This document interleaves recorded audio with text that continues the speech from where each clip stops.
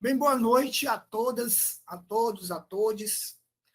Estamos iniciando mais uma edição do Debate com Ginga, projeto iniciado em 2014 pela Associação Sociocultural Viva Capoeira Viva, aqui em Fortaleza, Ceará. Meu nome é Herbert, capoeirista, responsável pela associação e um dos responsáveis também por tocar esse projeto. O projeto Debate com Ginga é um projeto que trata de um ciclo de debates mensais. Então, acontece desde 2014, então, tivemos muitas palestras, muita gente boa. O debate ganhou um novo formato a partir do contexto pandêmico, onde tivemos que nos adaptar, e hoje fazemos ele também de uma forma virtual. Logo em breve, a gente pretende tornar ele de forma híbrida. O Debate com Ginga foi premiado ano passado no edital de prêmio para expressões culturais afro-brasileiras aqui do estado do Ceará, pela Secretaria de Cultura do Estado. Então, foi um reconhecimento pelo trabalho que vem sendo desenvolvido, levando a capoeira e as suas multifaces, trabalhando todo tipo de manifestação, como a capoeira gosta de fazer.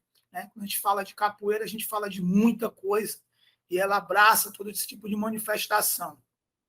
Estamos iniciando agora a sexta metade do ano de 2022, então vamos para a sexta edição do debate. Lembrando a vocês que todos os debates eles estão lá no nosso canal do YouTube, canal Viva Capoeira Viva. Esse canal ele serve para a gente estar postando esses debates. Então, quem não conseguir assistir e participar aqui, pode ir lá no nosso canal, aproveita e se inscreve, ajuda, e pode assistir o debate posteriormente, que logo na próxima semana já deve estar lá no nosso canal. Tudo bem? Para a nossa sexta edição, a gente fizemos o convite a uma pessoa que já é da casa, considerada da casa, já participou como colaboradora de outras edições também, e assim como ouvinte. Então, na realidade, já tinha sido sondado por outras pessoas. Mas cadê a Mônica? Convida ela de novo para o debate, convida para o debate. Calma, que vai dar certo. E aí, aproveitando esse momento, queria já agradecer pela simples disponibilidade que ela tem conosco, pelo nosso projeto, e está aqui sempre somando com a gente. Então, a professora Mônica Beltrão é a nossa convidada de hoje.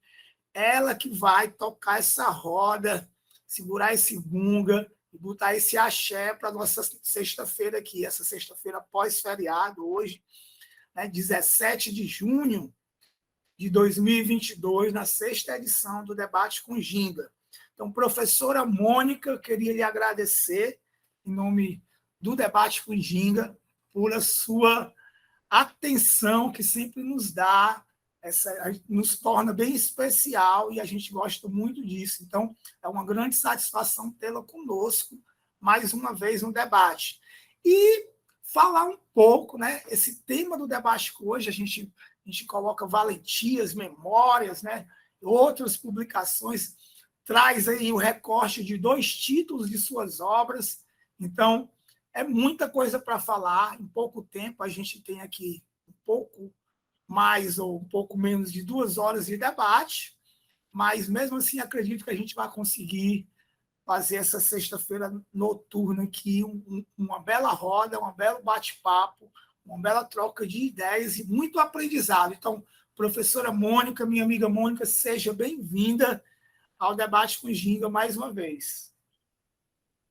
Muito obrigada.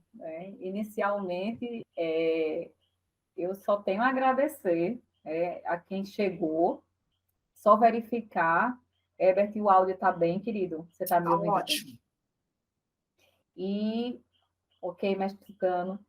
E, assim, a gente só tem não só agradecer, mas também debruçar, né, sobre essa questão afetiva, que é o debate com Ginga, e que a gente tanto, né, lutou e defendeu para que ele, enquanto afeto mesmo, enquanto circularidade, ele continuasse entre nós, e tão necessário a nossa rodada, a nossa ginga, que é o debate.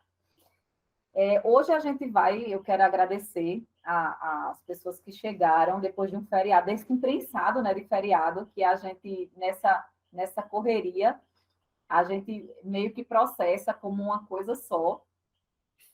E numa sexta-feira, dessa chegada noturna, como o Herbert falou, mas também de pedir licença, né? Eu preciso pedir licença aos mais antigos, as mais antigas, para que eu possa falar, para que eu possa dividir um pouquinho, porque trazendo a questão freiriana à roda, né? Quando a gente está nessa dimensão de ensinante e aprendente e ensinante, a gente constrói algo com alguém nessas circularidades. E para que a gente não se delongue muito, né, Herbert, gentilmente, né, você quer falar, meu querido? Eu vou só. Você fez a sua chegada, deu a sua boa noite, isso é muito bom. Vou já jogar de novo tudo para você, deixar o berimbau na sua mão e vou me aquietar. Mas enquanto isso, pessoal, sejam bem-vindas e bem-vindos e bem-vindos ao debate. Aproveitem, explorem ao máximo essa professora, explorar no bom sentido, desculpa da palavra, no sentido de aproveitem ao máximo a presença dela, tentem tirar pelo menos um pouco dessa imensidão de coisa que ela tem para oferecer para a gente aqui. A gente vai fazer, para quem está a primeira vez participando, a gente abre para o convidado ou convidada fazer a sua fala à vontade, sem tempo em questão. Ela, no caso, vai permitir ou não a intervenção no momento. Eu sugiro a ela fazer a fala e depois a gente vai lá para as perguntas, para os questionamentos, para a conversa, para a troca. E aí, nesse momento você vai poder ligar sua câmera, seu microfone, vai se inscrever pelo chat lá e a gente vai fazendo essa ordenação. Tudo bem, pessoal? Então, vamos dar a fala para a Mônica. Agora eu vou me aquietar aqui um pouquinho, deixar ela comandar tudo aqui na noite de hoje. E, Mônica, é contigo agora. Fique bem à vontade. É muita responsabilidade, viu?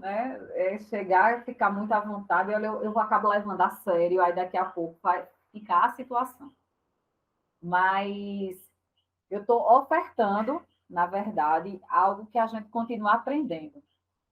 O Herbert coloca assim, esse peso, essa responsabilidade, não pode explorar. Minha gente, a gente continua aprendendo dentro dessa questão da nossa rodada. Quanto mais a gente ginga, mais a gente percebe que a gente tem que gingar mais ainda. Então, o que eu não souber, né, procurarei saber. E o que eu ainda estou aprendendo, eu prometo trocar. Mas hoje a gente vai nessa dimensão mesmo do que é produção, né? do que é estrutura. Sou capoeirista, praticante, inclusive o que me permite sentir não só a questão da capoeira enquanto movimento, mas a capoeira como pesquisa. E foi através da ginga que a pesquisa me convidou. Eu não comecei a pesquisar para fazer capoeira depois. Foi justamente o contrário, justamente porque a gente se entende dentro desse movimento de acordo com a especificidade de cada um. Todos sabemos muito e todos sabemos pouco. E todos trocamos. Então, essa questão de cada um completa é o que a gente vai permitir, se vocês assim autorizarem, sobre hoje. E peço licença, mais uma vez, para quem chegou depois, para a gente apresentar, fazer uma partilha de um material que a partir de agora, que já era, mas que a partir de agora é de propriedade do querido Herbert. Então, além de ser um grande parceiro, né, uma pessoa que incentiva todos nós, sobretudo de pesquisa, de andança, né, de troca mesmo. Tem uma conduta muito generosa com quem pesquisa, com quem entra nessa rodada. E nossa temática de hoje, se eu não conseguir ver vocês, mas estou aqui tentando acompanhar, é justamente entre essa questão da produção. Deixa eu só conferir, está aparecendo direitinho a imagem? Joia. Porque já teve o caso de eu estar dando uma aula, minha gente. Eu terminei tudinho, quando eu vi, eu estava no primeiro slide. Eu quase que, realmente, assim, tive uma síncope. Se eu tivesse com um berimbau na mão, acho que eu tinha quebrado. Mas hoje a gente vai trabalhar muito em cima dessa questão da partilha mesmo. do que é valentia, do que é memória. Eu acredito piamente que toda esta sala é valente, de que toda esta sala é repleta de memória. E quando a gente tem memória, a gente tem história. E quando a gente tem história, a gente tem produção. As produções na capoeira não necessariamente são produções escritas como livro, como outra situação, mas é uma produção musicada, é uma produção, uma aula, é uma produção gingada, é uma produção acadêmica, uma produção não acadêmica, mas é uma produção. E quando a gente entende que a cultura representa, que a dimensão cultural representa um espaço de educação constituída nesse compartilhar, é que a gente começa a perceber a capoeira em sua singularidade. E entre memórias, valentias e produções, eu estava até conversando com o professor Joel essa semana, né, que Legoff traz muito essa questão da gente entender o que é o documento, o que é perceber a capoeira. Então, nenhum documento, segundo Legoff, ele é inocente. Na verdade, nenhuma atitude, nenhuma ação, nenhuma situação de pesquisa, ela é inocente. Quando a gente se predispõe a pesquisar, a gente tem que realmente trazer em cena que tudo deve ser analisado. Desde do documento, onde esteve, como esteve, onde ele quer chegar, porque independente do tempo histórico do documento, do movimento, ele é um monumento que deve ser descoordenado, ele deve ser desestruturado. E quando a gente desestrutura um documento, a gente desmonta. Tanto o historiador, como educador, como mestre de capoeira, como praticante, como aluno, como historiador, no sentido de formação de história mesmo, ou pesquisador em si, em todas as outras áreas, ele deve ser capaz, o que Legoff diz, de discernir, de saber o que é falso, de avaliar realmente se ele tem credibilidade, se ele é um documento que a gente precisa debruçar, ou se ele é apenas uma situação de construção por histeria coletiva.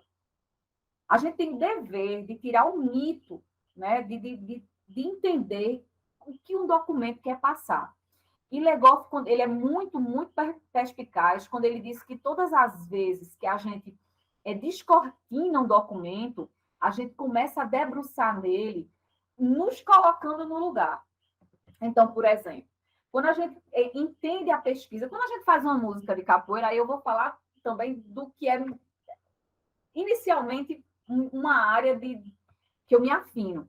Quando a gente escuta, quando a gente escreve, quando a gente propõe, quando a gente canta uma música, por exemplo, independente da dimensão que ela se apresenta, a gente se sente inquieto. A gente canta o que a gente quer mandar. A gente carrega, a gente transmite um recado através de uma oralidade musical. Quando a gente, nosso querido Joel, salve, salve, conseguiu entrar. Graças a Deus o bichinho estava aperreado. Mas quando a gente promove esse diálogo, quando a gente entende através da música, de um movimento, seja ele qual for, seja qual for a sua área de atuação, você precisa problematizar.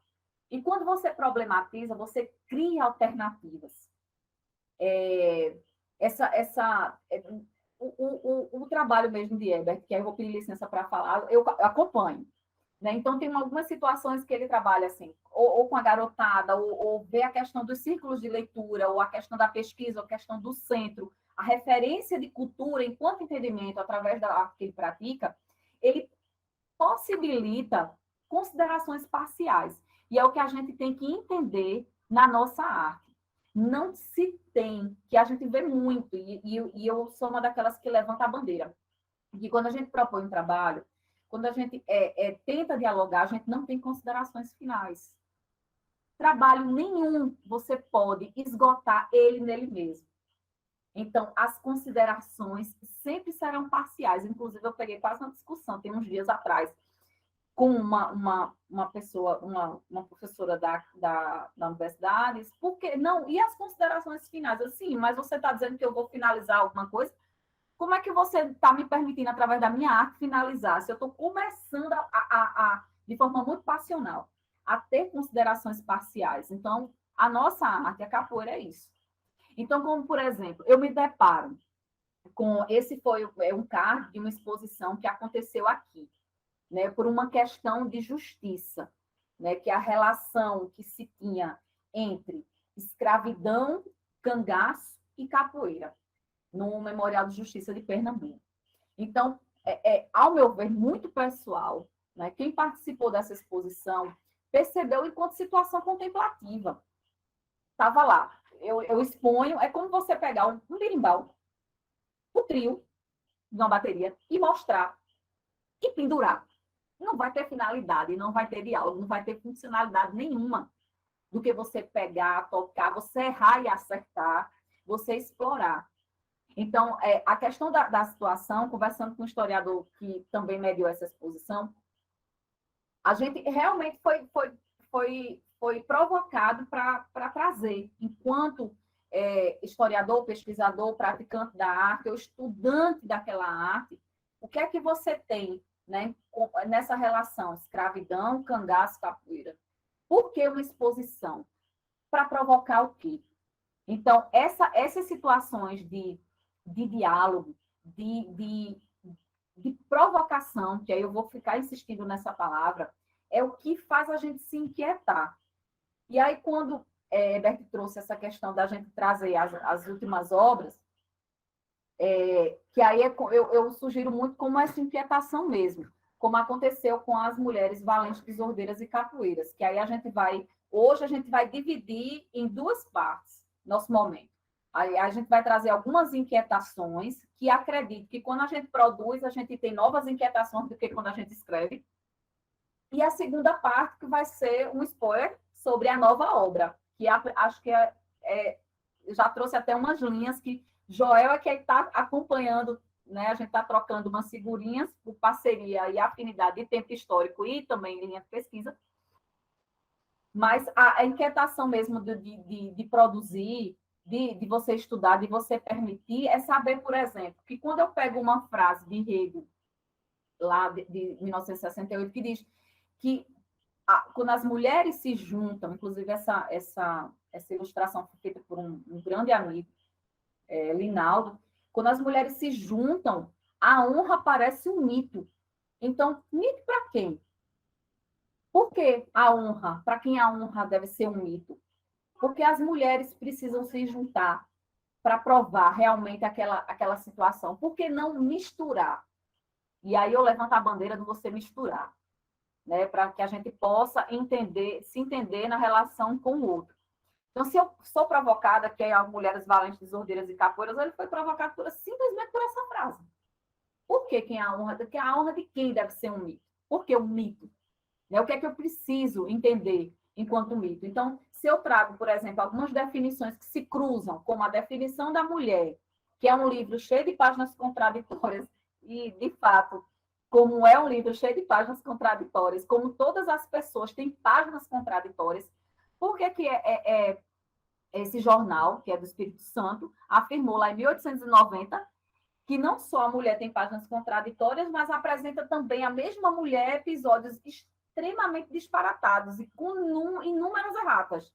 Ou seja, a troco de quê? Ele despertou essa escrita para que ele pudesse revelar uma concepção muito particular. Então, vendo essas situações de confronto, a gente, no mínimo, é convidado a entrar numa roda, numa boa jogada. Aí, quando automaticamente você traz, por exemplo, que as mulheres, quando estão com a moral sacrificada, elas se tornam mulheres da pá virada, e aí eu começava a perguntar, assim, por que só as mulheres são de pá virada? Né? Porque as pessoas que não tiveram suas identidades negadas, como a questão da prática da capoeira, não devem ser colocadas como a moral sacrificada. Por que quando até inclusive no livro Negregada Instituição, de Eugênio, ele traz essa questão de até o belo sexo, né, de Ana Clara Maria de Andrade, da questão de Deolinda, que era uma escrava do doutor Bandeira, e quando elas passam a vida toda a brigar, né, tem uma notícia outra notícia, inclusive, falando sobre isso, por que elas se empenham tanto em mostrar que são peritas de capoeiragem? E por que tantas notícias foram circuladas em torno de algumas pessoas e desmembradas em torno de outras? Então, a capoeira seria justamente a fala de algo para que a gente possa se pronunciar. Mas pronunciar para quem? E aí, quando a gente pega um jornal, por exemplo, do ano de 1887, que é o Gazeta de Notícias do Rio, que aí tinha, o Jornal do Comércio tinha muito essa questão, quase a mesma notícia, até porque era, no popular, era quase tudo um colunho só. Então, mulher desordeira, por exemplo, é pior do que um exército de capoeiras, é outra provocação. Daí a gente entender que as memórias, as produções, as desordens, as provocações, elas partem quando a gente sente, quando a gente vive, quando a gente debruça.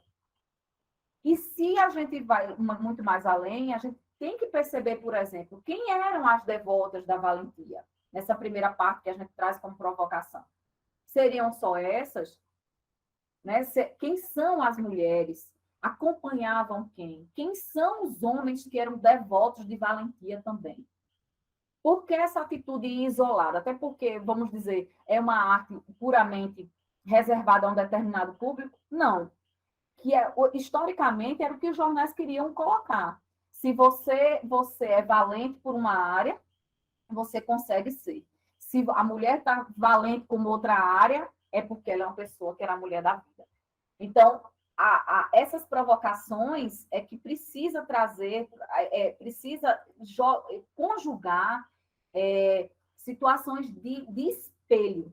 Né? Então, a prática da capoeira, tirando um pouquinho a tela antes da gente voltar, a prática da capoeira, na verdade, ela precisa ser percebida como, por exemplo, quando os militares eram presos, e aí eu vou lá na frente para Fernando de Noronha, quando os militares eram presos, ou sejam eles por crime militar ou porque eram pegos por capoeiragem, eles sofriam uma pena chamada pena de carrinho. E aí a gente precisa entender o que é pena de carrinho para um militar, um militar que praticava capoeira ou que praticou outro crime. A pena de carrinho era a pena de trabalho. Era o que se chamava antigamente. Então, o militar que era pego por algo, ele tinha que ir para a casa de detenção ou para o presídio, e ele sofria, nos documentos era registrado, que ele sofreria a pena de carrinho, que era viver com o seu próprio trabalho, dentro de um presídio. E aí, por que a gente não percebe? O que é que a gente não entende? O que é que a gente precisa perceber do que é realmente a capoeira? O que é que a gente precisa, por exemplo, estudar que a capoeira, ela não só ela é para além do recebimento de presos, mas também para além do recebimento de outras situações. E quando a gente coloca, por exemplo, que a capoeira ela é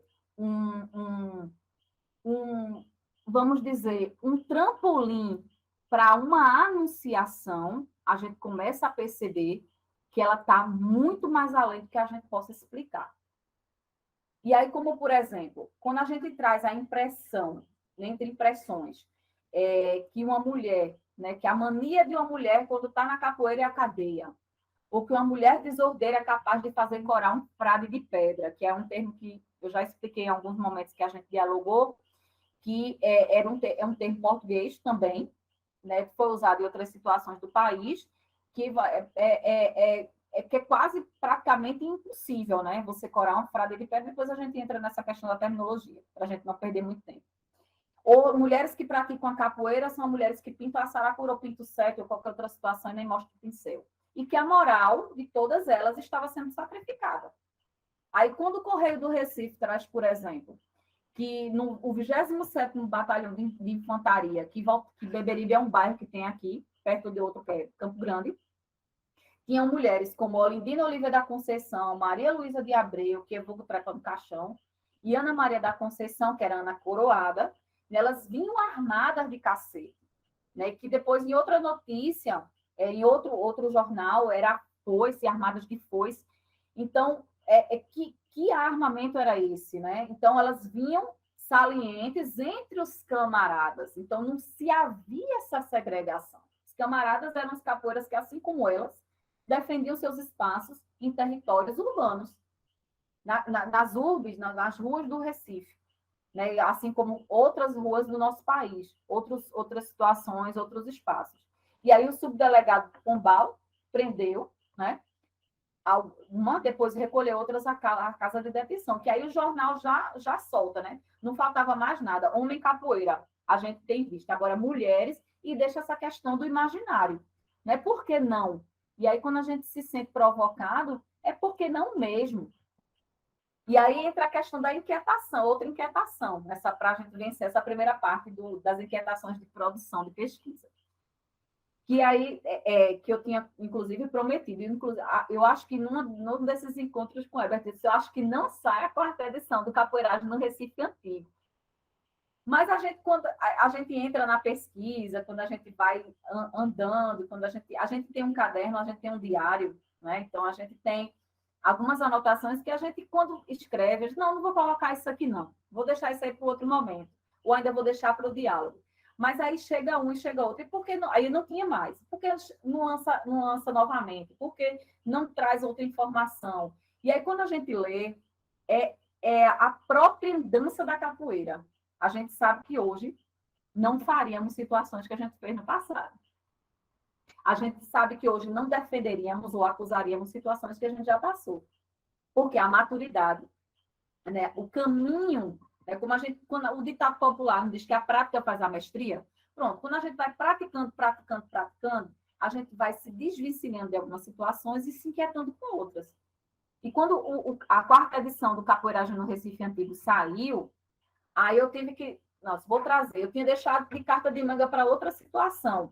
Então, por exemplo, é uma obra que traz agora, né, que no Memorial de Justiça gentilmente cedeu uma relação dos nomes, claro que não estão todos, o resto dos nomes estão no livro. Tem, por exemplo, a Freguesia de São José tem uns 30 nomes de valentes capoeiras documentados que faziam tremer o Recife Antigo, como assim era chamado, né? E aí tem a questão de Madalena, alguns básicos, eu não coloquei todos. Então, quem eram essas pessoas? Porque quando a gente se inquieta, a gente começa a entrar, por exemplo, Recife não é Recife de Nascimento Grande, minha gente. Não é Recife de Adama, é Recife dessas pessoas. E que aí, justamente por situações tendenciosas, a gente castra, a gente tolhe, a gente passa por cima de outros nomes que deveriam ter sido mencionados. E a gente tem um rol de mais de 40 nomes, só desses que foram levantados pelo Memorial de Justiça no século XIX e início do século XX. Então, quem eram essas pessoas? Né? O que é que, por exemplo, lá em Santo Antônio, que é o bairro mais central do Recife, o que é que Antônio Tutano fazia? Né? Quem era? Então, essa provocação da gente não só saber quem eram esses nomes vestidos de valentia, mas o que faziam dentro da questão da capoeira.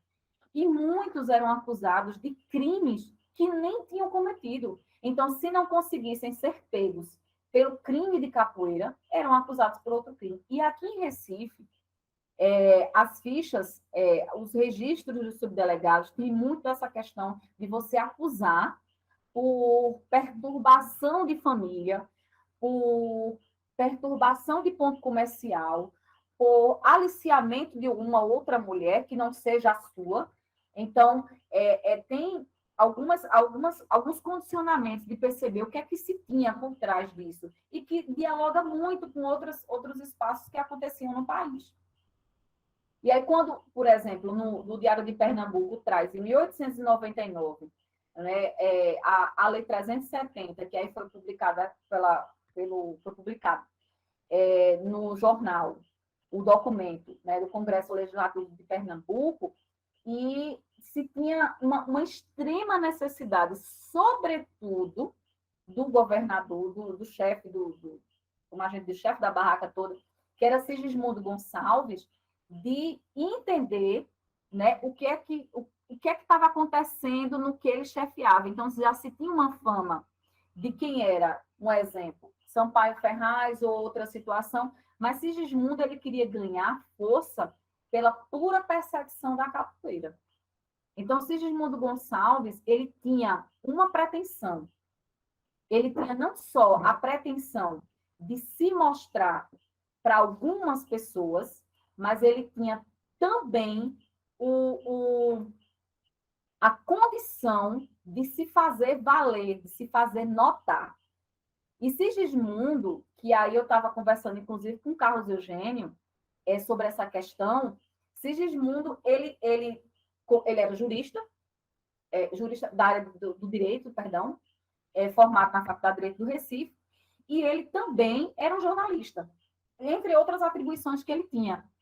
Então, em determinado momento, Sigismundo Gonçalves, como grande perseguidor da capoeira no estado de Pernambuco, ele comprou o jornal Recife.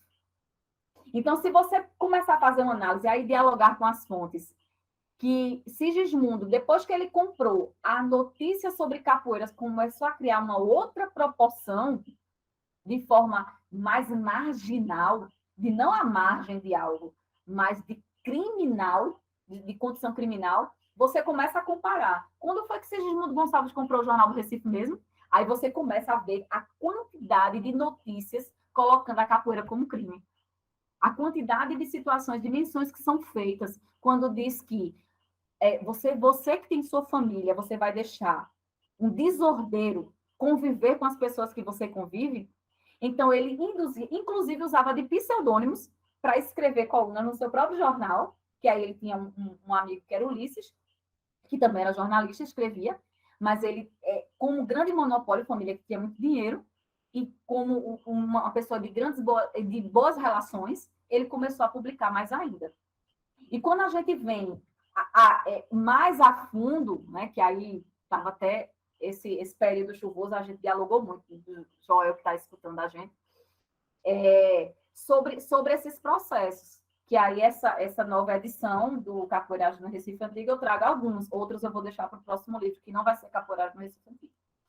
A gente tem, por exemplo, a denúncia, essa foto eu tirei no Memorial da Justiça, novamente, que eu tinha deixado para esse outro momento, sobre a denúncia da prática de capoeira de um sujeito chamado Pombo Roxo, conhecido como Pombo Roxo. Então, qual era a denúncia? Quando você vai perceber, o processo crime de Pombo Roxo era enorme. Minha gente, quantas páginas tem aqui? 50? Para dizer o quê? Que ele estava preso por capoeira, aí você vai folheando, claro que com muito tato, muito cuidado, porque o documento está se deteriorando. E você passa, assim, uma semana, 30 dias só num processo. Porque com todo o cuidado, e a gente, né, quem vai para o centro de pesquisa sabe que a gente entra sadio e sai doente, porque a gente, mesmo com máscara aí, porque independente da pandemia, a gente tem que usar para não contribuir com esse processo para deteriorar o documento, que a respiração, o suor e tudo, enfim, tudo contribui para destruir. Mas a gente começa a perceber que, por quê? Quem são essas pessoas que estavam acusando? Aí a gente entra numa outra situação de comparação. Então, por exemplo, o boletim da cidade do Porto do Recife, ele traz, né? A Ascenso Ferreira era respeitadíssimo. Então, quando a Ascenso Ferreira traz, não os brabos do Recife, não os criminosos, né? Que aí ele escreveu essa 3 laudas para o boletim da cidade do Porto do Recife. Que aí, na 4ª edição do Capoeiragem no Recife Antigo, eu não transcrevi. Tal qual o boletim estava, fotografei e coloquei no livro para que fielmente obedecesse à fonte. Não que as outras fontes não sejam fiéis, mas eu não quis nem digitar, né? Senão eu vou fotografar e colocar do jeito que eu estou pegando, que é essa a primeira folha. Aí você começa a perceber do imaginário, né? Do que tem. Então, era Ascenso Ferreira. Dentro de todas as suas poesias, dentro de todas as suas situações, né, dizer que a prática da capoeira, aqueles corpos robustos e muita valentia, eram pessoas pitorescas, né, mas eram desaparecidos, eram estudantes de tradições. E não mais o que, por exemplo, a gente percebeu em Sigismundo Gonçalves, os criminosos que faziam tremer, que faziam desordem. E aí Guilherme de Araújo, quando traz também escreve para uma revista do Instituto de Arqueologia, História e Geografia de Pernambuco, que diz que eram capoeiras valentões. Então, além de tudo, né, então é uma situação evocativa de quem eram esses valentes, de quem eram essas pessoas. E a gente começa a debruçar em outras dimensões. Então, quem são? Só são eles?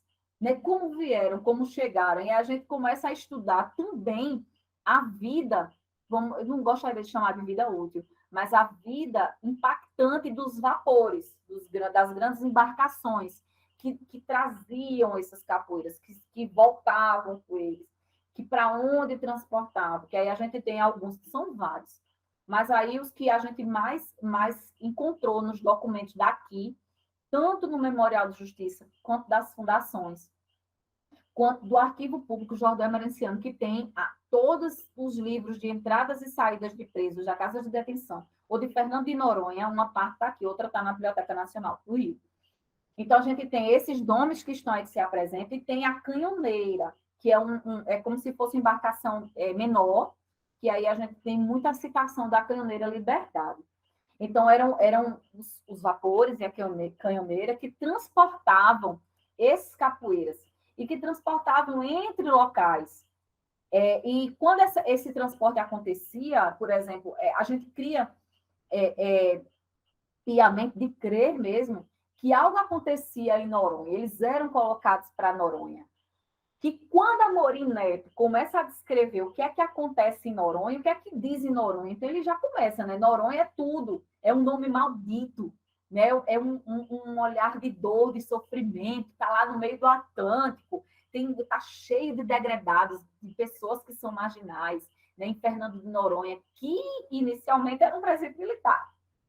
Então, era um nome que deveria ser excluído, execrado, odiado, que não deveria nem sequer despertar a curiosidade das pessoas.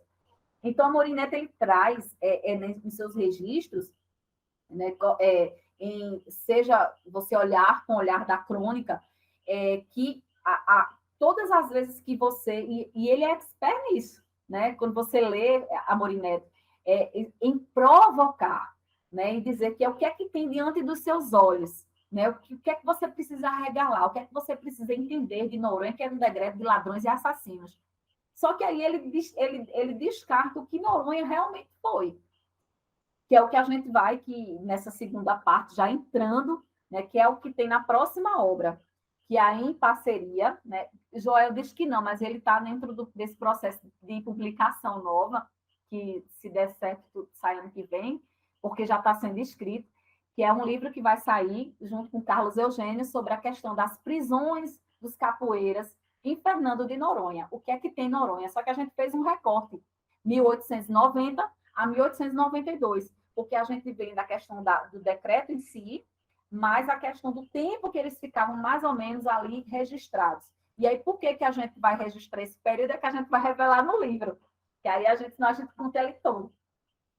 Mas quando a gente trabalha essa questão de Noronha, aí, por exemplo, tem um trecho de Amorim Neto que ele fala que é justamente que... Aí eu vou pedir licença para ler apenas o texto é grande, mas ler apenas um pedaço, que aí, no caso, ele fala, por exemplo, em determinado momento, que Noronha ela passa a ser praticamente uma cidade, né, que abriga malandros da pior espécie. Eu transcrevi tal qual estava o documento, para que a gente, para vocês verem como estava realmente escrito, né? Então, ele fala da questão de Juca Reis, ele fala da questão da influência, né, que em algumas situações de Juca Reis foi realmente protegido, mas tem um determinado momento que o próprio Amorim Neto ele traz que Juca Reis sofreu uma...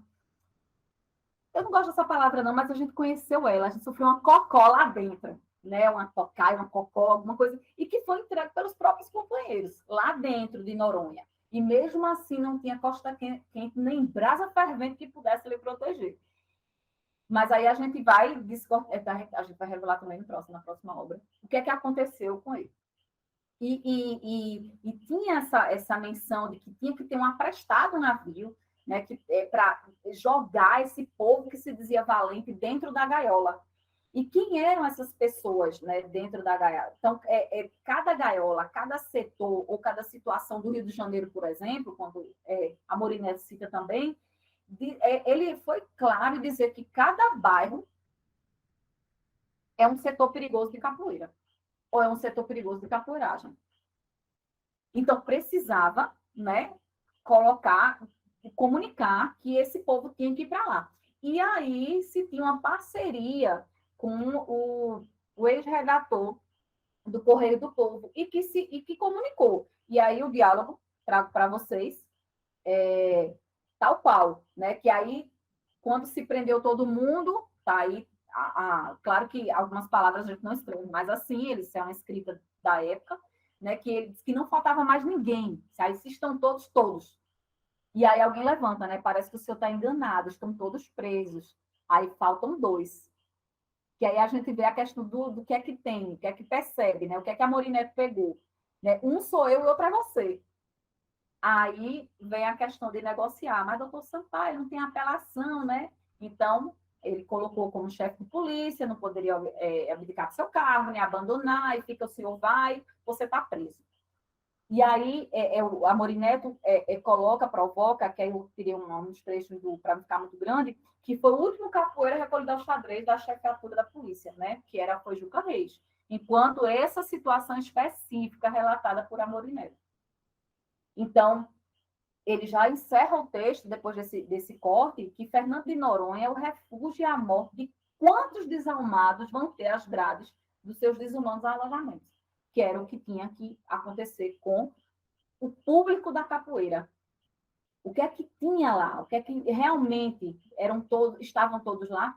E aí a fonte também é esse documento, né, que a Morineto trouxe com outras pessoas que escreveram sobre Noronha, que no lado esquerdo de você está a questão da capela, né, de Fernando de Noronha, que aí tinha uma situação lá da capela toda, que é a capela mais antiga de Noronha, dentro dessa questão do sistema prisional, é a Nossa Senhora da Conceição, que é o que vocês estão vendo lá ao fundo do canto superior esquerdo da imagem. Se tiver ruim, depois eu compartilho esse material com o Ebert. E abaixo, parecendo muretas ou pequenos encostamentos, tá pequenas camas. Né? Então, a gente tem as camas, que foram camas feitas pelo presídio, no caso, a pessoa que fez essa cama foi Samuel, de nome Samuel. Ele fez justamente para ser o alojamento dos presos. Então, era uma cama que você ficava, o seu corpo todo, mas para vocês terem a noção da dimensão dela, os seus pés ficavam no lado de fora. E só cabia você. Não tinha como você estar se virando o tempo todo. E aí a gente tem a capela, como eu tinha citado, né, a capela mais antiga. E hoje, essas fotos, inclusive, tem 15 dias que uma pessoa do grupo de pesquisa está em Noronha, e eu pedi que ela colocasse em tempo real, porque aí a gente vai acompanhando e vai entendendo esse fluxo, esse movimento, essa situação histórica. E que aí a gente tem os locais abaixo, onde tem os canhões, no caso não os canhões, né, em funcionamento. A gente tem a Praça também das Armas, que era conhecida, e acima as celas no canto superior esquerdo, que eram onde os capoeiras ficavam reclusos, alguns, né, que aí tinha espalhado por outra situação. E não era só a questão da prisão, o sistema prisional também era um sistema que você trabalhava, tinha questão agrícola, tinha escola, tinha outras condições que a gente precisa entender. E Noronha revela, para a questão da capoeira, 4 segmentos que a gente precisa entender, que é o que a gente vai relatar bem na próxima obra. Era uma ilha, que era conhecida por alguns como Ilha Maldita, Arquipélago da Dor, Ilha do Suplício ou Penitenciária dos Mares. Então, eram assim que as pessoas se referiam a Noronha. E a única pessoa que tinha um coração, vamos dizer, afetuoso, carinhoso, ou que tinha um olhar mais humano sobre alguns presos, sejam eles capoeiras ou militares, ou outros crimes que, porventura, eles tinham cometido, que algumas pessoas, inclusive, depois, com o tempo, foram provadas que eram inocentes, era o seu Perdigão Nogueira, que era conhecido como o humano da ilha, o humano do sistema prisional. Que mesmo diante dos instrumentos de suplício, que eram vários, né? Castigo, dormir na cama de pedra, né? Que, em folhas de bananeira, tinha-se os capacetes de ferro, as gargalhetas, as grilhetas, que eram uma espécie de uma corrente imensa, que pegava tanto nas mãos quanto nos pés, e palmatórios. E que também ele humanizava até as dependências, porque a Morineto colocou em sua obra que as celas apavoravam. Era fedentina. E também, ainda por cima, quando você não tinha o que mais para onde correr, você era colocado nos leitos de cimento, que foi construído por Samuel Rios. Então, esses leitos de cimento não se comparavam, inclusive, com as enxovias, ou enxovias, como algumas pessoas colocam, que são solitárias. Então, ele chamava as solitárias de enxovia. E dentro dessa dimensão ainda de Noronha, que aí eu vou sair um pouquinho, né, para que a gente entenda esse fluxo de Noronha. Noronha era toda trabalhada em vários entendimentos, né? De você perceber que não só Noronha se apresentava como a ilha do suplício, mas também como um sistema de correção. E a gente tem que ter muito claro que quando você é acusado, na época do crime por capoeira, você vai para a casa de detenção. Quando você ia para o presídio, você vai para a correção. Muitas vezes, algumas pessoas iam para a casa de detenção, não necessariamente iam para o presídio, porque não tinham julgamento. Então, não era tão comum um julgamento dentro dessas situações. E aí, a gente, justamente, essa nova obra está em estudar esses processos. Então, o que essas pessoas tinham? Então, por exemplo, na Biblioteca Nacional do Rio de Janeiro, a gente tem aqui trechos, né, que depois eu prometo que a gente vai discorrer e apresentar a transcrição, porque essa letra ninguém merece, né? Quando sai, a gente sai azuretado quando a gente entra na pesquisa. Joel, que eu digo, inclusive.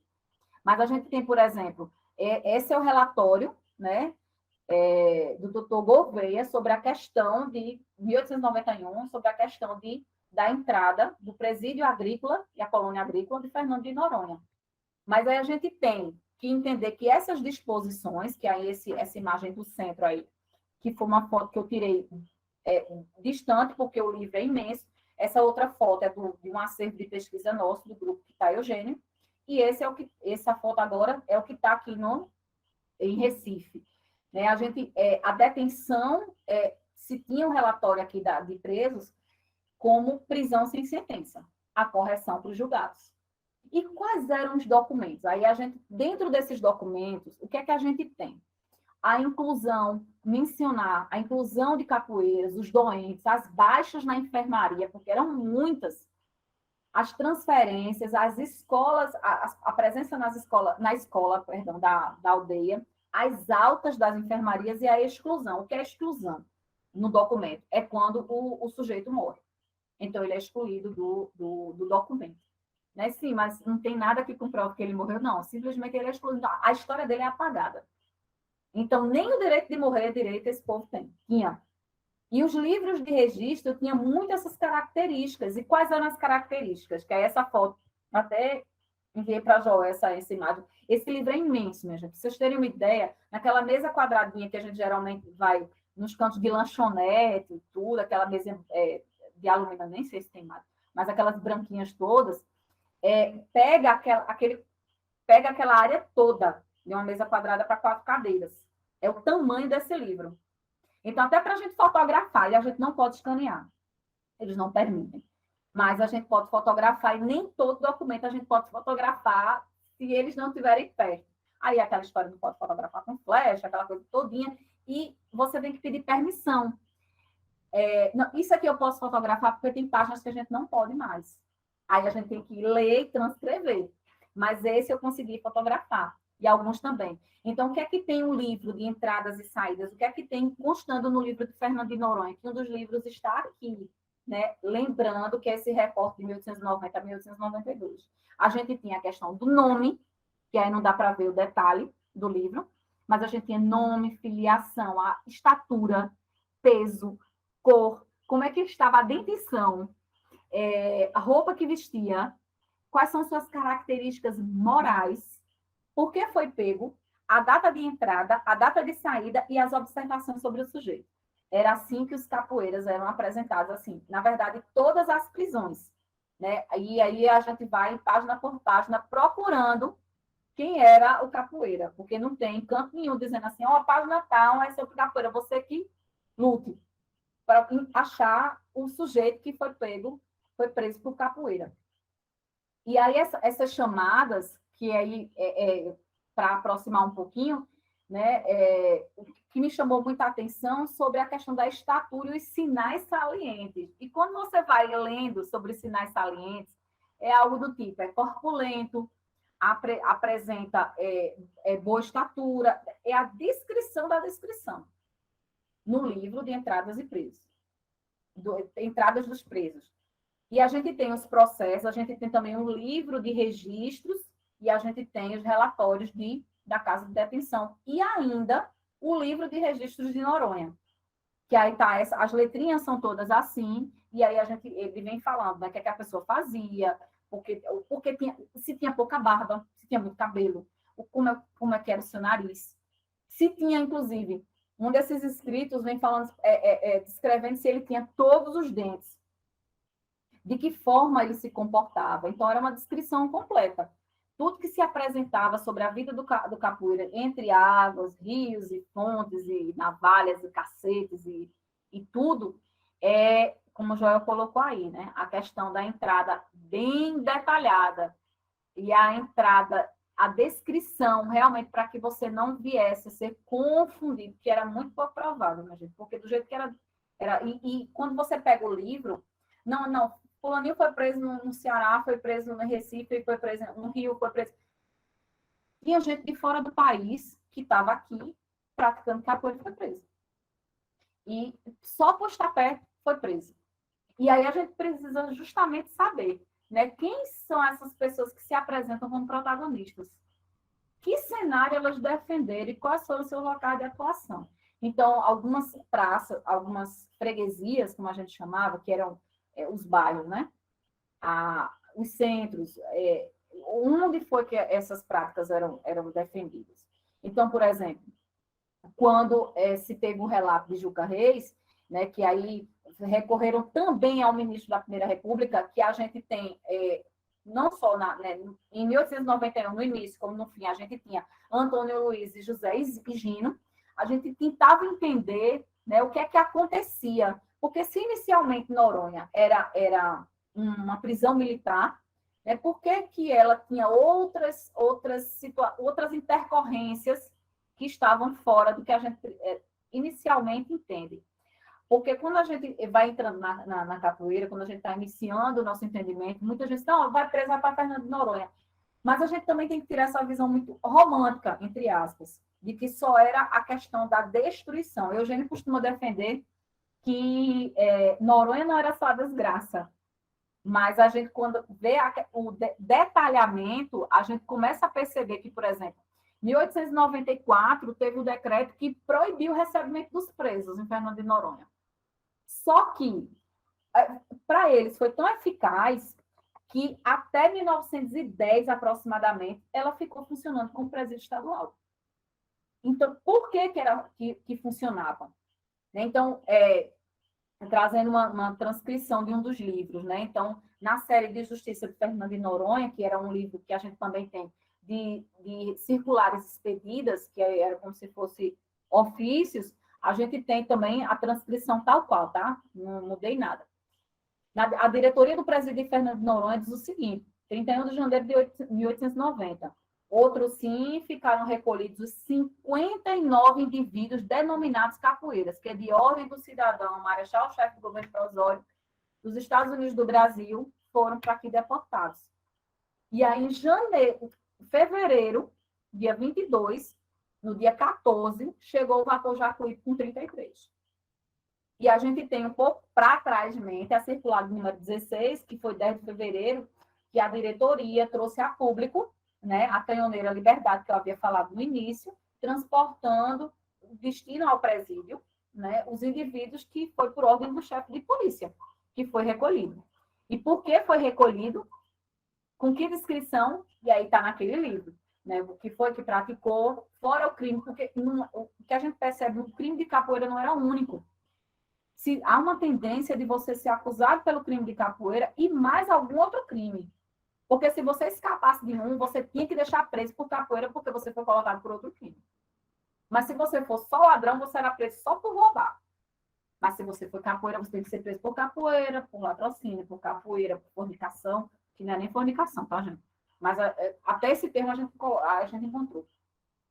E outra circular, por exemplo, que tinha um regulamento do presídio, que aí, tal qual, né, o diretor assinou, que se dispõe o regulamento do presídio, que no dia 3 do mês corrente, que foi mês de setembro de 1990, o vapor Puros, que veio da capital federal, que eles colocavam a questão do Rio também, 54 deportados por serem capoeiras.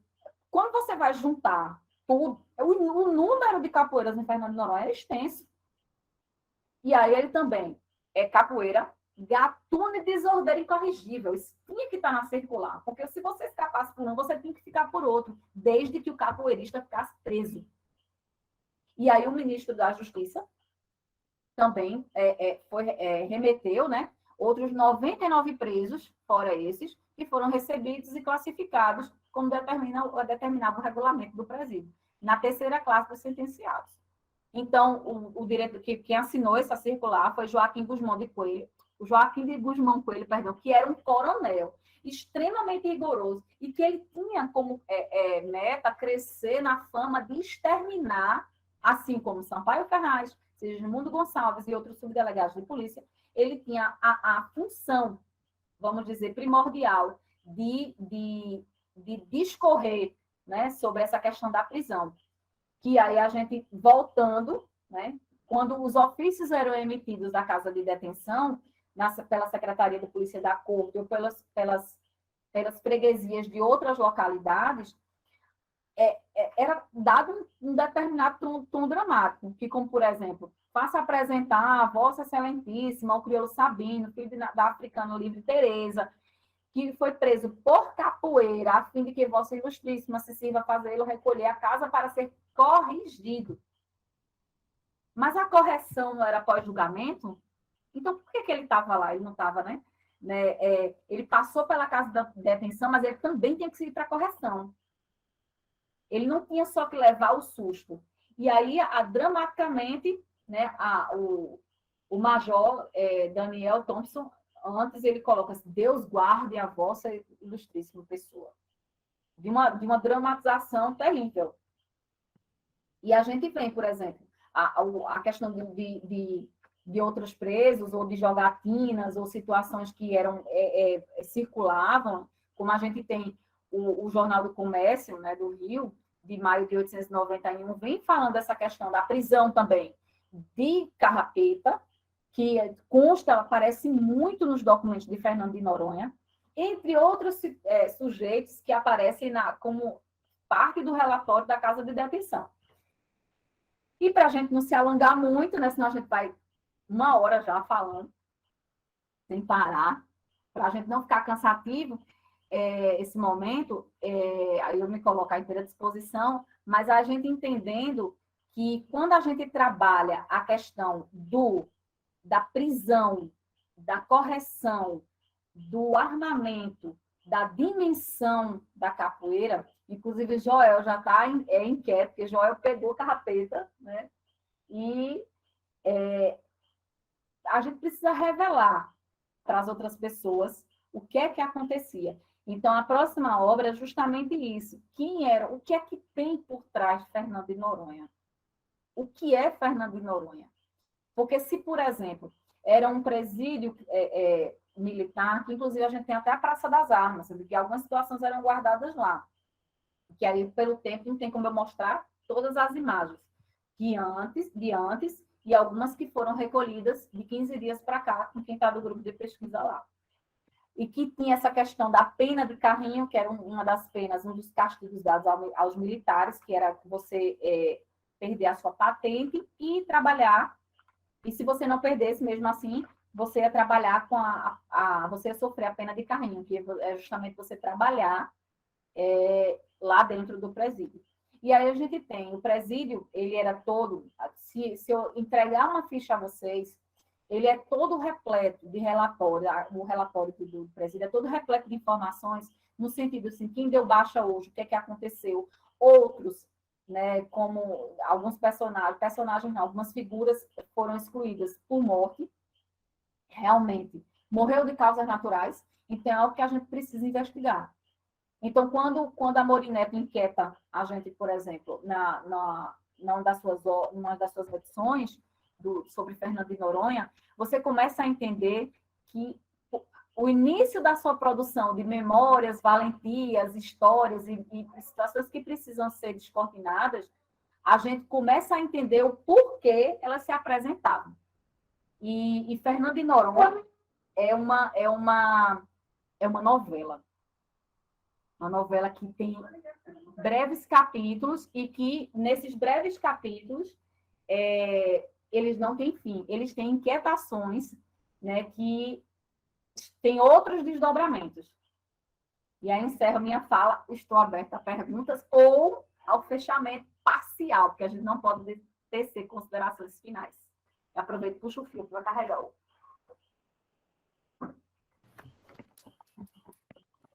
Muito bom. Eu estava aqui agora pensando, Mônica, que bom que a gente tem pessoas como você, como o Joel aqui, né? Claro, professor Eugênio, Carlos Eugênio, para vasculhar isso daí e trazer para o nosso conhecimento. Né?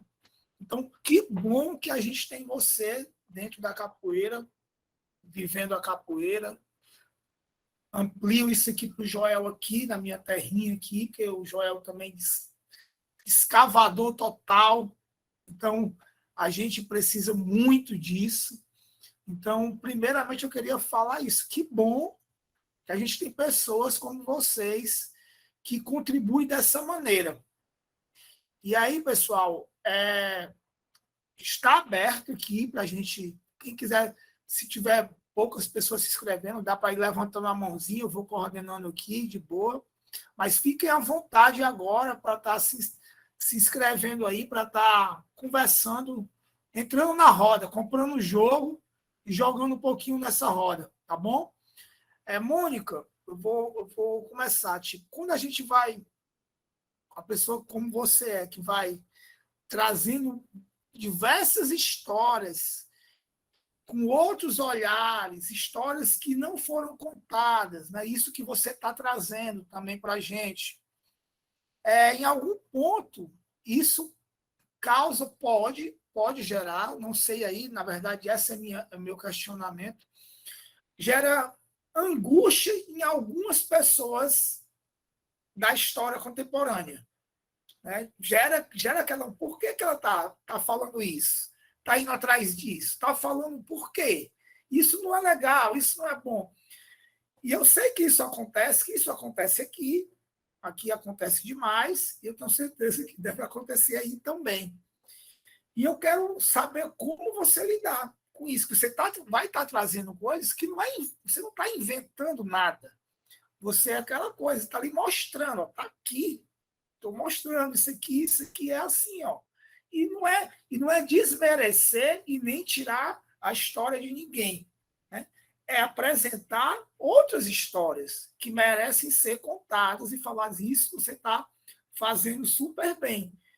Apresentando nomes, apresentando pessoas que eram anônimas e que não eram para estar anônimas, porque fazem parte dessa história.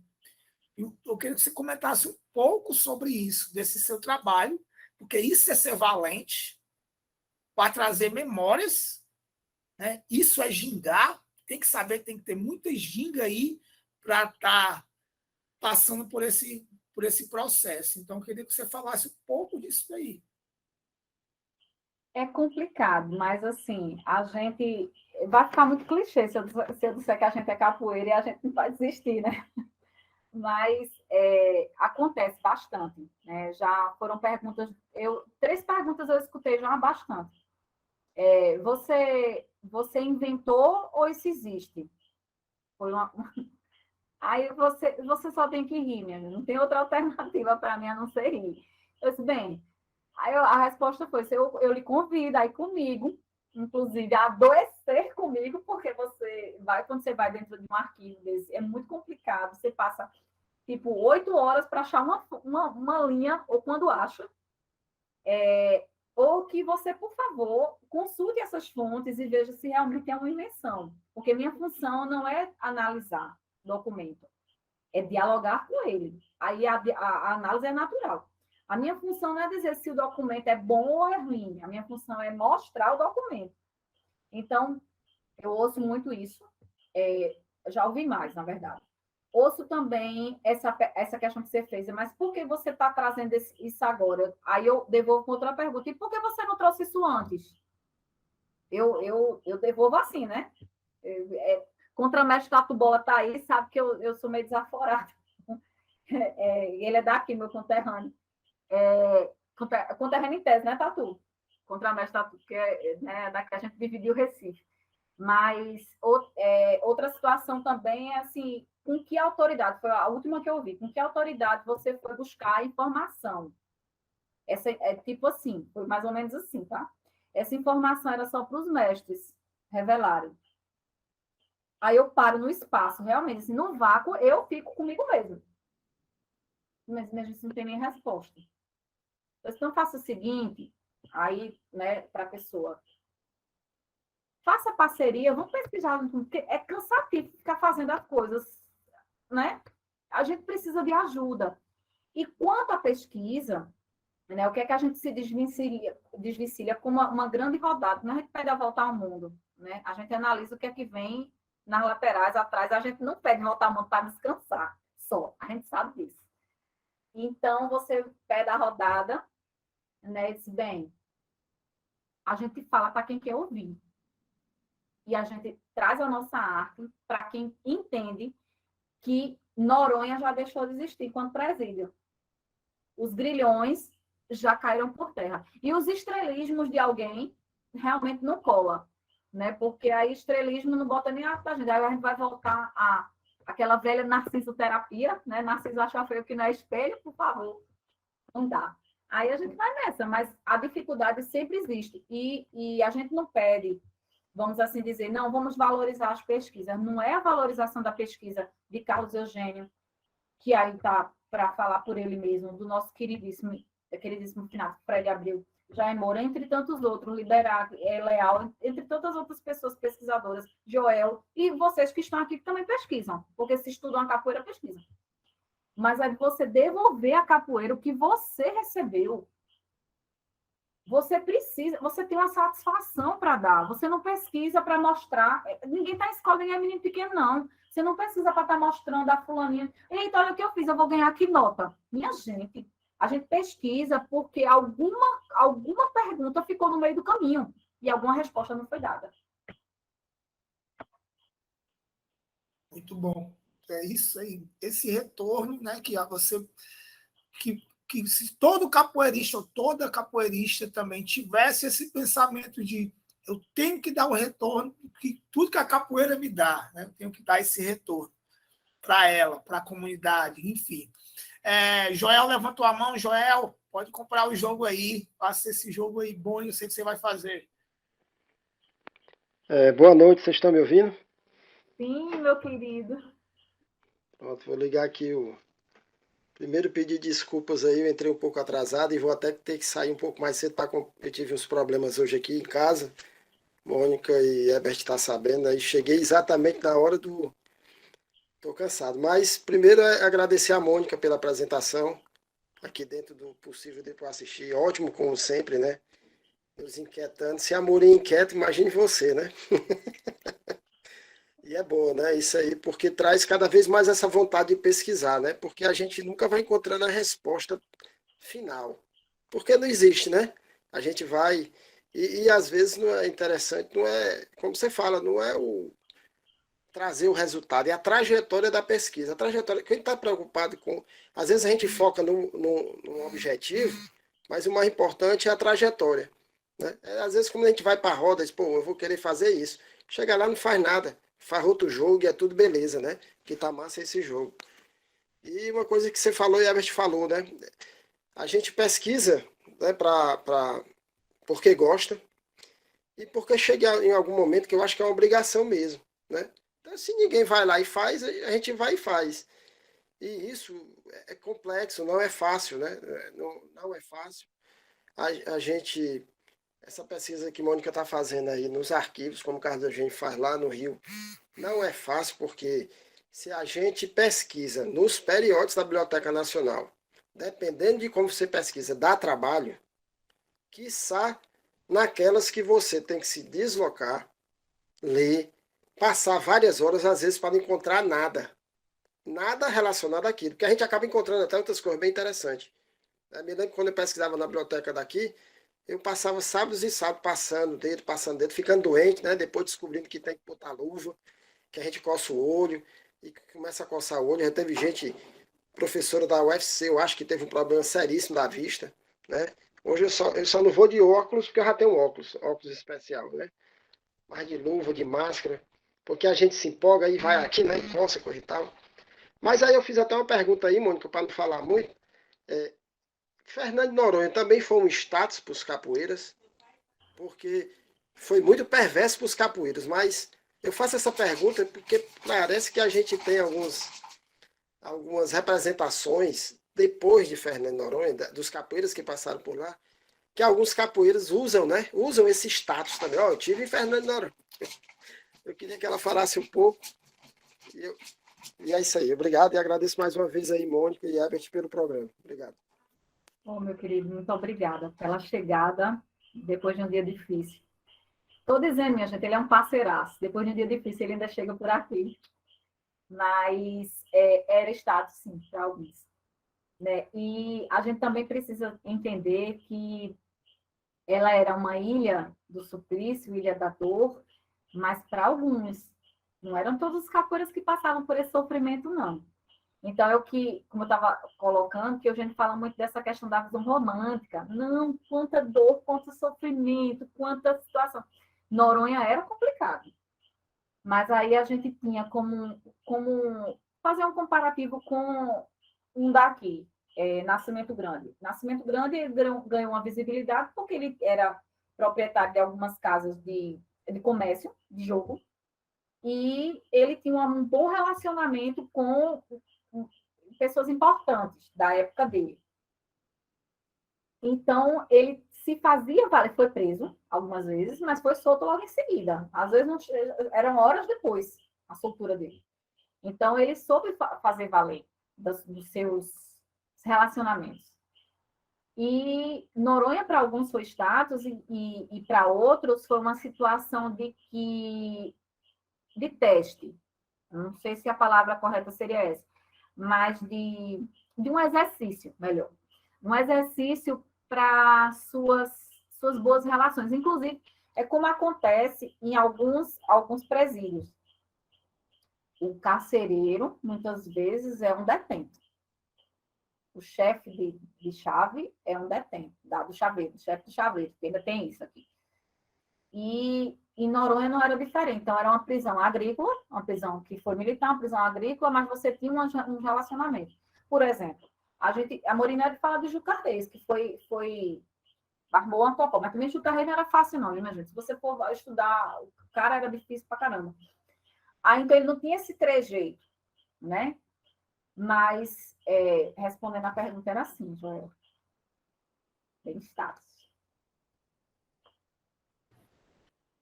É como em alguns lugares, né? Em alguns lugares que a gente vai, eu tenho que dar lugar, eu sou mais capoeira que você, minha gente, pelo amor de Deus. Continua aberto, viu, pessoal? Fiquem à vontade. Não fiquem tímidas e tímidos, não. Fiquem à vontade. Mônica, no sentido de falar em termos de já presos mesmo, pretos e brancos, negros e brancos, como era essa questão, como era tratado isso, questões de privilégios.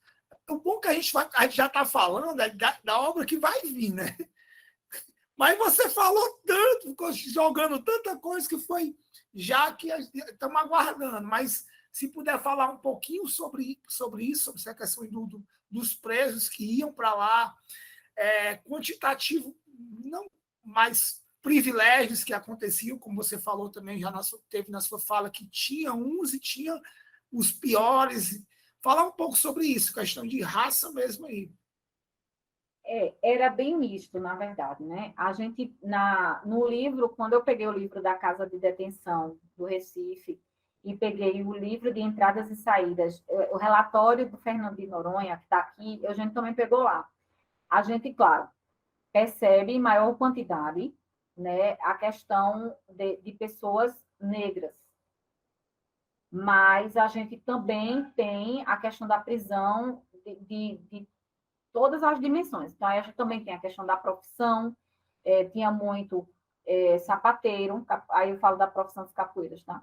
Sapateiro, alfaiate, chapeleiro, açougueiro, dono de comércio, por exemplo. Nascimento Grande não chegou só casa de detenção, mas aí, Nascimento Grande era administrador de comércio, né? Comércio que a gente fala, tudo é comércio que você vende, troca. Mas é o comércio que a gente fala, a questão, ele era, depois do estivador, pertenceu à Guarda Nacional, segundo alguns documentos, mas eu tenho minhas dúvidas pessoais. Aí a importância da gente dialogar com os documentos. É uma visão pessoal. Mas a gente tem, por exemplo, a dama teve mais recorrência para a prisão. Por quê?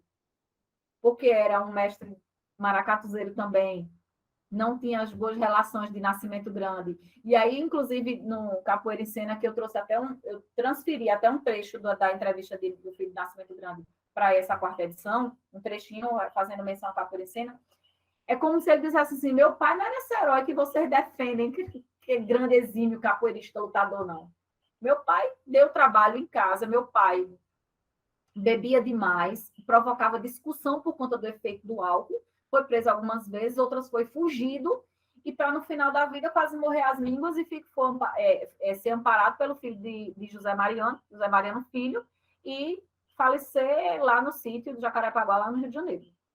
Mas a gente tinha os privilégios. Então, se você conhecesse alguém do alguém, ou se você fizesse valer, porque o privilégio maior, na verdade, era se você entregasse alguém. É também uma visão particular, quando a gente vai dialogando com os documentos. Entregando alguém, você tem os privilégios. Porque, afinal de contas, por exemplo, assim como Sampaio Ferraz, como Sigismundo Gonçalves, como os outros coronéis que se apresentavam,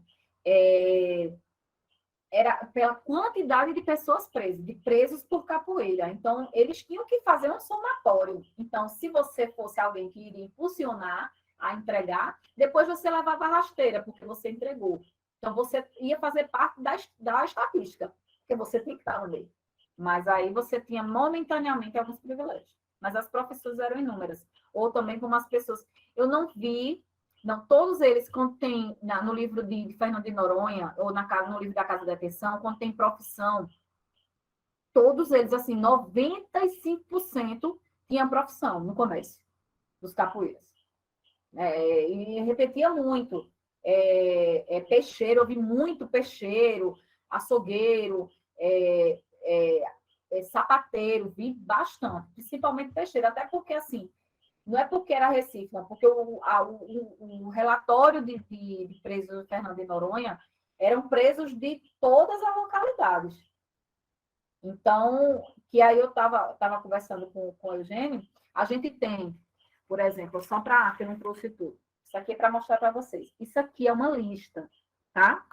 Isso aqui é porque não dá para passar tudo. Isso aqui era toda a listagem, que aí a gente foi digitando e imprimindo. Então, por exemplo, eu tenho que todos eles, né, eles eram pessoas doentes, né? Eles misteriosamente adoeceram. Então, eles tinham que passar pela enfermaria. Mas aí a gente tem, por exemplo, outros que eram farreiros, né? Outros que eram desafiantes. Tem um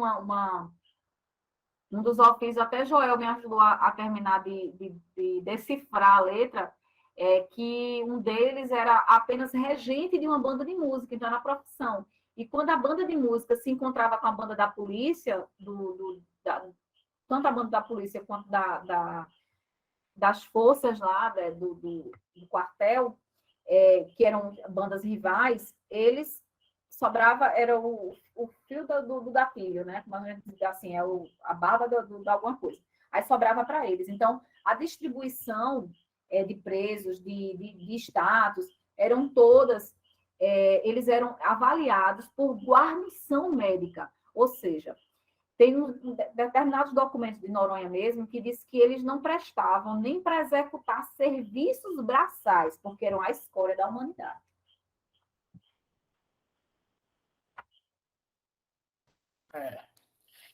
Outra dúvida que fica, não sei até que ponto se pode falar, o processo já escravagista, né, com a diáspora, já fez essa mistura que ebuliu em várias manifestações, inclusive a nossa capoeira, essa mistura de culturas.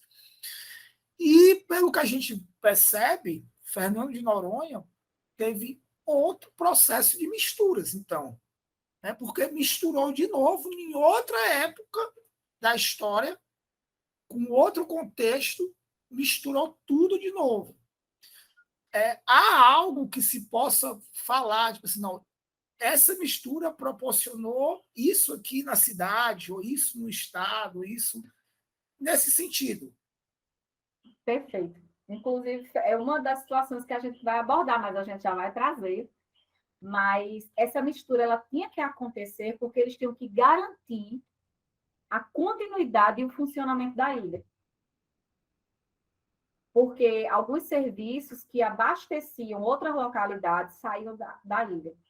E outras situações militares ou ainda de posicionamento político estavam na ilha.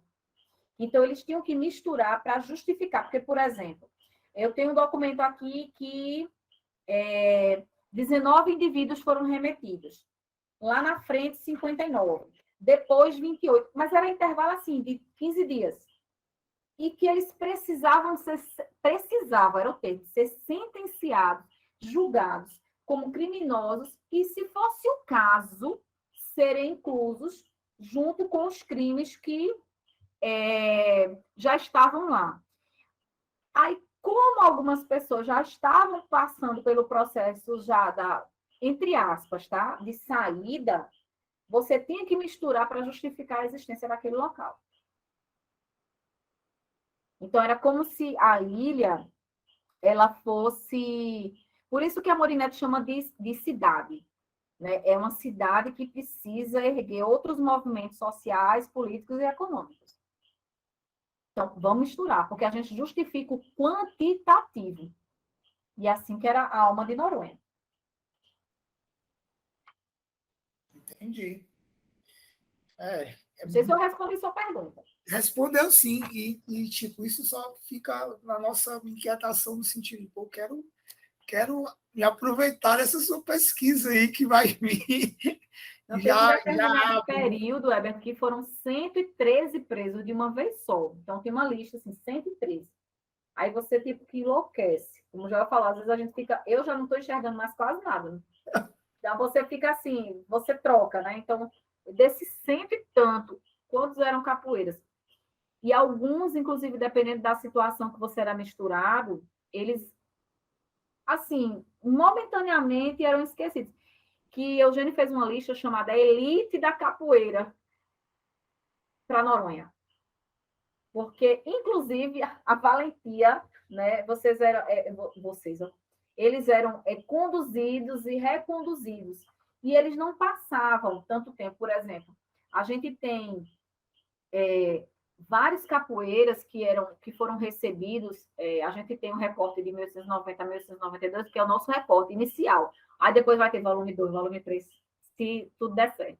Mas a gente tem um bolo mesmo de um grupo de ofícios que foi recebido entre 1893 e 1894, que é exorbitante. Como assim, minha gente?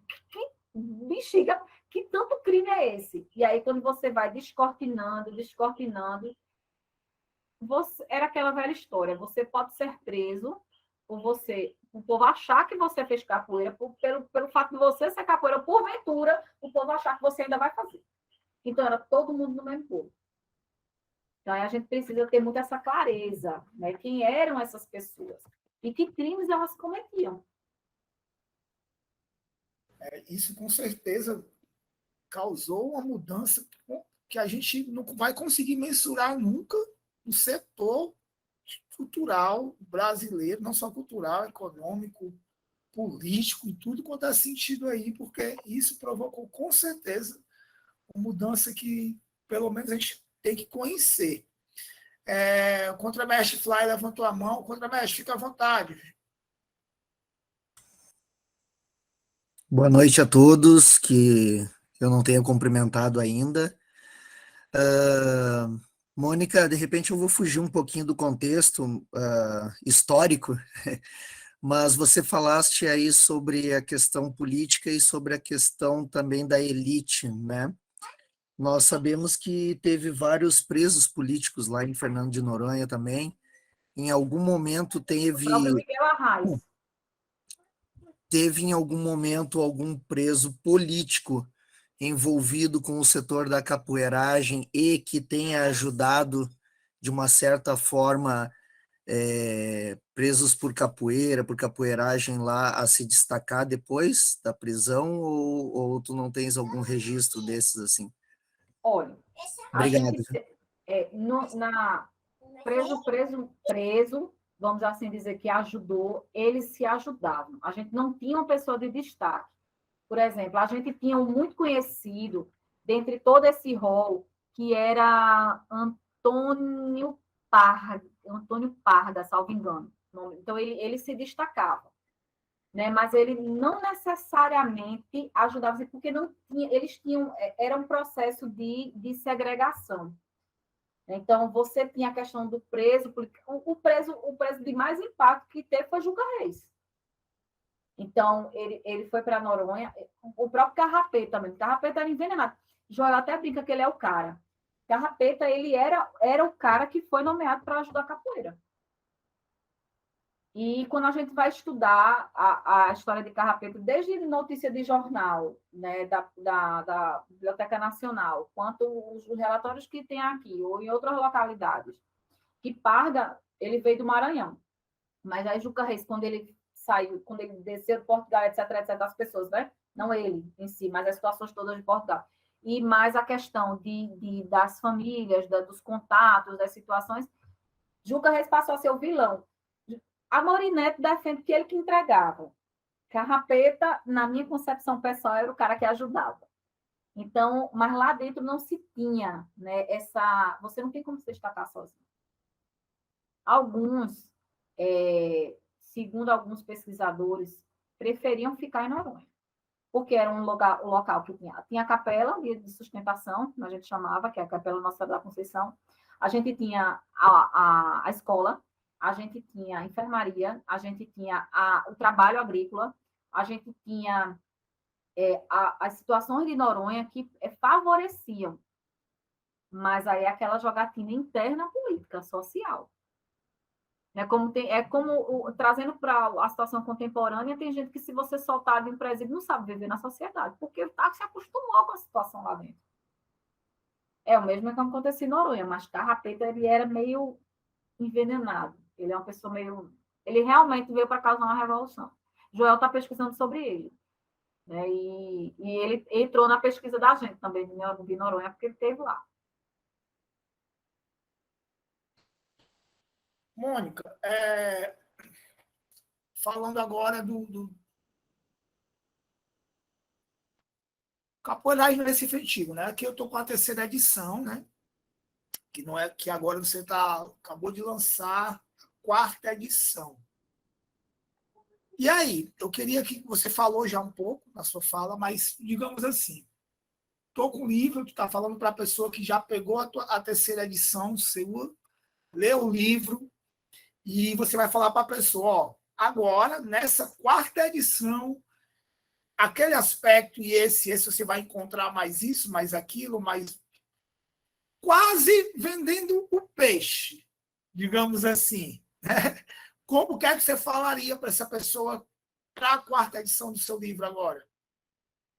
Bem, a quarta edição eu precisei trazer a lista das freguesias que foram mencionadas apenas na questão oral, como eu apresentei aqui, que inclusive tirei alguns fragmentos do livro aqui, antes de chegar na casa das pessoas aí, primeira mão, e investi também no diálogo do mito Nascimento Grande, trouxe também a questão da cópia, como eu tinha falado, do boletim, da cidade do Porto do Recife, sobre a questão da ótica de Ascenso Ferreira, e ainda a questão também dos documentos que estavam no Instituto de Arqueologia, História e Geografia de Pernambuco, e na APEG, né, porque quando eu voltei para a APEG, que é o Arquivo Público Jordão-Emerenciano daqui, eu voltei para a APEG por conta de Noronha.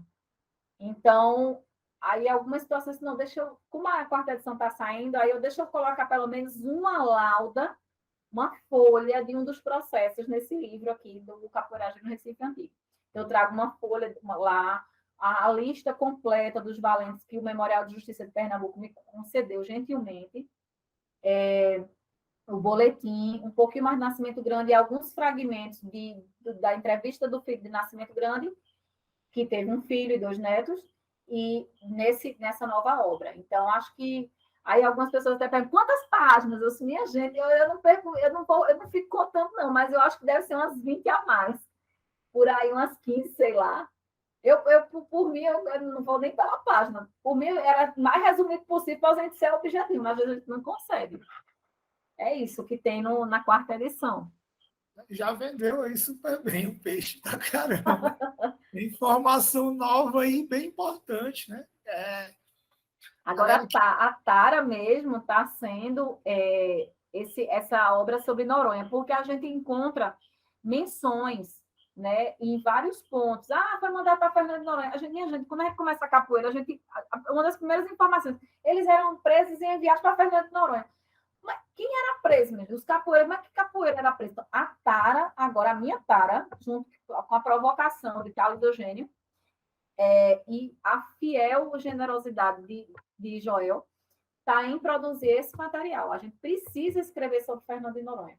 E um trabalho paralelo sobre a questão da capoeira e a pedagogia. Mas aí eu vou deixar para outro momento, capoeira e pedagogia, porque a Tara está sendo capoeira e Fernando de Noronha. Século XIX. Desconhecimento meu mesmo, né? Há algo um pouco mais específico já sobre Fernando de Noronha? Outros pesquisadores ou pesquisador já escreveu? A gente tem Amorim Neto, a gente tem a gente tem muita dissertação, né? E aí, no caso, quando o pessoal de história está entrando muito na questão de falar sobre presos, capoeiras, a gente tem muita gente que cita. Felipe Amado foi um dos orientandos de Eugênio. Ele, tudo bem que não é a linha dele, né? Fernando de Noronha, né? Mas a gente tem, ele cita algumas situações, não sei se em artigo, não lembro agora, né? Mas a gente tem assim, eu gosto muito de Amorim Neto, realmente eu não vejo outra pessoa, não. E agora ele não fala muito de Noronha. A gente não tem, por exemplo, nenhuma obra específica que diga assim, essa obra é sobre capoeira e Fernando de Noronha. A gente tem artigos, a gente tem dissertações, teses, coisas assim. Então, foi essa. A minha pergunta foi justamente essa: se há algum específico escrito uma obra sobre capoeira e Fernando de Noronha. Então, não há. Pelo menos. Não. Se eu não a gente tem, por exemplo, a gente tem esse daqui. Fernando de Noronha, de Amorim Neto, que é um livro bem antigo, acho que é de 1940 alguma coisa, mas ele faz assim umas menções, e aí ele fala um pouco mais detalhado, mas específico não. Que eu conheça, não. Ótimo, né? Então tá aí. Outra desbravando isso daí, trazendo para a gente. Tomara que venha logo. Venha logo mesmo. E é isso, né? Tipo, a gente falando no tema do debate, entre memórias, valentes, e você falando já das próximas publicações que podem vir, já falou e soltou a questão da pedagogia e capoeira. Então, é a produção parando em massa toda hora. E como você se apresentou no início do debate, eu sou praticante, eu sou capoeira. Embora, até fazendo isso, você está praticando tudo, em todos os âmbitos a capoeira. Né? Então, isso é importante. Né? Eu estava conversando esses dias antes do debate com alguns alunos, assim, naquele final de treino, de roda, em conversa, e a gente falando da importância de se valorizar o trabalho de pessoas assim como você. Porque muitas vezes a capoeira, vou falar capoeira, né? Alguns capoeiristas valorizam muito apenas a jogadora de capoeira, o jogador de capoeira, né? Que tem que ser valorizado, sim, né? As pessoas que jogam muita capoeira mesmo, mas acaba esquecendo esse trabalho que é tão quanto importante, né? Esse jogo que é tão quanto importante a pernada também. E as pessoas que estão na pernada, e estão na pesquisa, e estão no estudo, essas ainda mais, e você é uma dessas pessoas que a gente tem que estar valorizando aqui, e uma das formas, ao filhão aí entregando a água, uma das formas que a gente tem de valorizar, e aí eu falo em nome do Debate com Ginga, é trazendo você, e isso aqui, pessoal, peço, né, compartilhem, né, vai estar lá no canal do YouTube, é um material que é um material de pesquisa hoje em dia, é aceitável como pesquisa em todos os âmbitos, a plataforma, então você pode ir lá, pode pesquisar, pode citar. Então, o canal é Viva Capoeira Viva. Então, esse debate, semana que vem, já vai estar lá no canal também. Então, compartilhem, que é uma das formas da gente alcançar mais pessoas e de valorizar mais, né? Valorizar mais pessoas assim. E eu fiquei assim, comentei com os alunos, inclusive, isso, o quanto, pelo menos no nosso ponto de vista aqui, você conseguir uma certa valorização de um trabalho mulher, que é o meio machista, que é o meio da capoeira, né? Mulher que ainda não é uma mestra intitulada, formada, digamos assim, dentro da capoeira, e que está pesquisando sendo valente. Então, a importância de valorização desse seu trabalho. Então, eu queria realmente parabenizar você de coração pelo seu trabalho e que venham muitos outros, porque eu vou só aproveitando aqui também e vai nos inspirando, todas as outras pessoas, que alguém está assistindo, está ouvindo, e, poxa, olha o que ela foi pesquisar, eu podia pesquisar isso aqui ou isso ali, e por aí vai. A capoeira ela é muito, né? São multifaces mesmo, para a gente. E a importância de falar que são considerações sempre parciais, né? A gente nunca fecha esse assunto. Então, parabéns, Mônica, em nome do Debate com Ginga. As pessoas aqui não se inscreveram mais, então eu estou aproveitando para fazer as minhas considerações parciais, tá bom? Porque eu sei que você vai retornar para o nosso Debate com Ginga, como ouvinte aqui, como participante, como colaboradora também do Debate com Ginga. Queria agradecer de coração a todas e todos que estiveram hoje aqui conosco, nessa sexta pós-feriado, feriado, tudo junto, à noite. Então, muito obrigado. Para quem esteve a primeira vez, fiquem convidadas e convidados a retornarem quando tiver um tema que lhe agrade e que seja uma pessoa que vocês gostam de ouvir também. Então, fiquem à vontade. Tem muita coisa boa lá nos debates com Gingos anteriores, muita coisa boa mesmo. Então, vão lá no canal, vocês vão ver muita coisa boa sobre capoeira para a gente estar estudando. Então, obrigado de coração pela presença hoje aqui no Debate com Ginga. E por aqui eu vou ficando, mas, como eu falei no início, a dona da roda hoje é a professora Mônica Beltrão. Então, ela que está com Gunga, é ela que vai encerrar a roda. Eu vou me despedindo do meu jogo, dando a mão e dando um axé para todos e todos que estiveram aqui hoje conosco, tá bom? Então, axé para a gente. Mônica, o Gunga está aí com você, então você que encerra a roda. Olha a responsabilidade, mas o meu canto é em torno da chamada, né? Que a gente possa entoar as pesquisas que as pessoas que estiveram aqui se sintam provocadas mais ainda pela nossa arte. Agradeço pela escuta, né, mas a gente precisa entender que não há capoeiragem de palavra que se compare a um bom jogo de capoeira quando ele é bem fundamentado. Então, que a roda ela exista, né, que as pernadas permaneçam, que as entoadas continuem, mas que a gente lute de corpo sangrento, se for o caso, para que a história não seja esquecida. Porque durante muitos anos tentaram adormecer, e a gente acordou de formas inúmeras, seja por situações de encomenda, de encomenda no sentido de nos encomendarmos para que a gente não pudesse ser colocado para trás.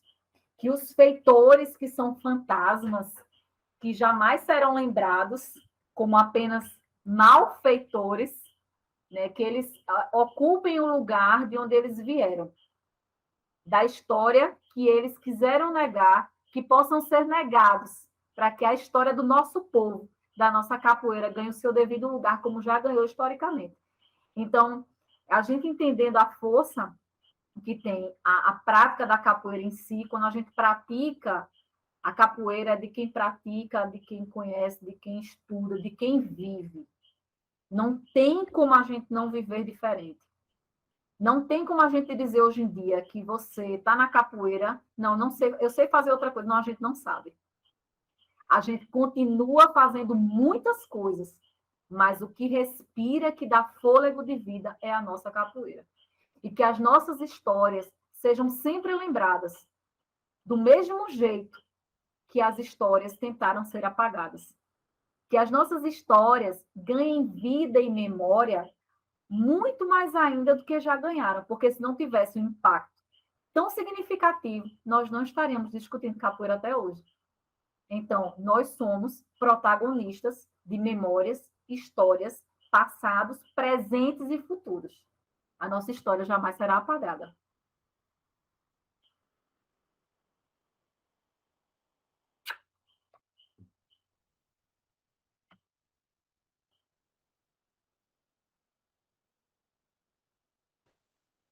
Eu vou me calar. Boa noite, pessoal. Axé para todo mundo. Tchau, gente. Obrigada.